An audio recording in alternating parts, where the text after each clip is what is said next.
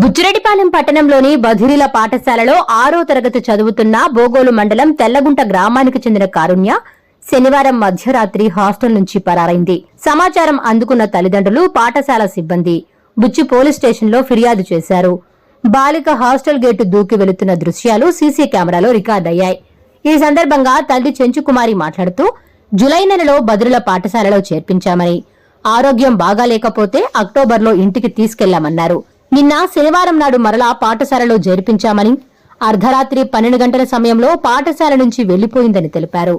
అమ్మాయి మూగ అమ్మాయి ఎక్కడైనా కనబడితే బుచ్చి పోలీస్ స్టేషన్ కు సమాచారం ఇవ్వాలని కోరారు.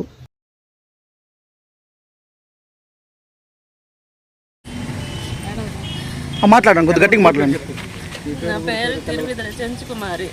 మా అమ్మాయి పేరు కారుణ్య, తిరువిదల కారుణ్య. మేము తెల్లగుంటలో ఉంటాము. నిన్న బోగోలు మండలం.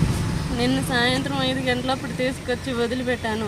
2 నెలల క్రితం 2 నెలలు నా దగ్గర ఉంచుకున్నాను బాగలేకపోతే.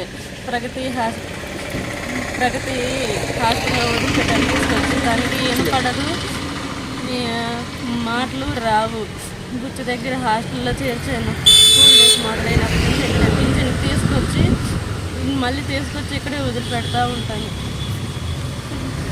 నేను సాయంత్రం 12 గంటలప్పుడు ఫోన్ చేశాను, మీ పాప కనిపించట్లేదు, మీ దగ్గరికి ఏమన్నా వచ్చిందా అని అడిగారు ఫోన్ చేసి. అంతే, మా పాప ఎక్కడికి అనిపించినా కానీ బుచ్చి పోలీస్ స్టేషన్కి కంప్లైంట్ ఇవ్వండి ప్లీజ్. తను ఎక్కడున్నా నాకు చెప్పండి ప్లీజ్. Yeah.